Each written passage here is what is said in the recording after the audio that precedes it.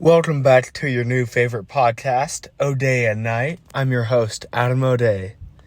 Now, I've got a couple great topics for y'all.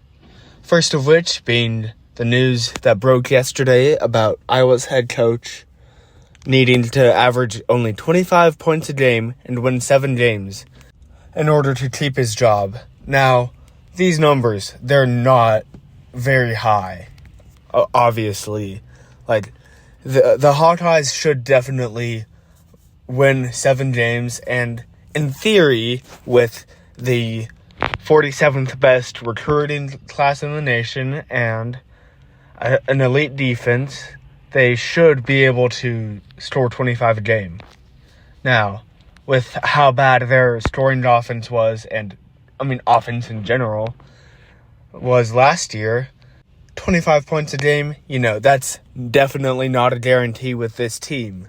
But, you got Cade McNamara, who is transferring in from Michigan, and he should win the starting quarterback job. Helped Michigan reach the playoffs a season ago. So, hopefully that Iowa Hawkeyes offense isn't nearly as bad as it was this past season, but, we'll never know. But, if I'm that head coach, I'm leaving after this season regardless of whether or not I meet those objectives. Now, whether or not it's as a defensive coordinator or defensive assistant coach for another school or just straight up retires, I don't know, but it's disrespectful if your athletics department only asks you to average 25 a game, regardless of how bad you were a season ago. So my theory is that this Iowa head coach will step down by the end of the season if he isn't fired. Now for some NFL draft previewing. The Chicago Bears hold the first overall pick in this year's draft. Now, there has been a lot of speculation that they may trade down.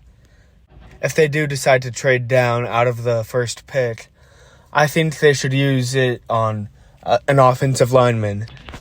The Bears have a lot of needs, especially on the offensive side of the ball, but a quarterback is not one of them. They have a young, talented guy in Justin Fields, who obviously he was running for his life all last season with how horrendous the Bears' O-line was, but I think he, at least for the next 3 or 4 years, will be a decent quarterback at the very least. So if they keep the number 1 pick, they should not draft Bryce Young. They should go after Alabama edge rusher Will Anderson if they decide not to trade down.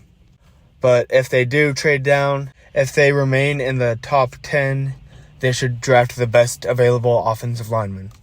Now, if they trade down outside of the top 10 or top 15, they should draft the best available offensive weapon. If Bijan Robinson is still on the board, then he would be a great option for the Bears. Having that great receiving and running ability that Robinson showcased at Texas, he would be a great fit for any NFL team. Now, since I am located near Dallas, I've got to talk about what the Cowboys need to do this offseason, specifically in the draft. Their first priority this offseason should be re-signing T.Y. Hilton.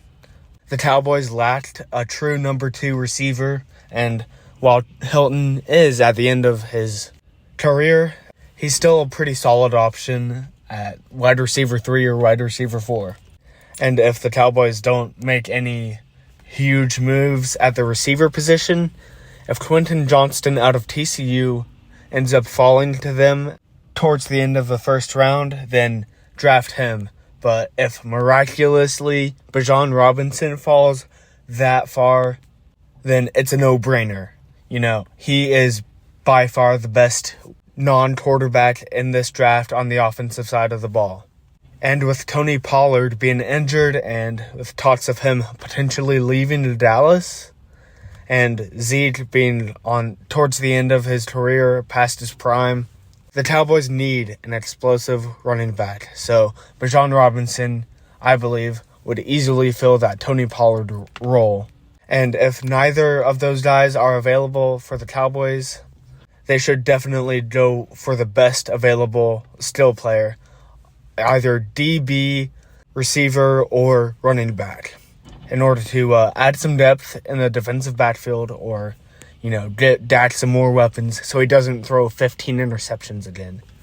That's all I had for today's podcast. Thank you for tuning in.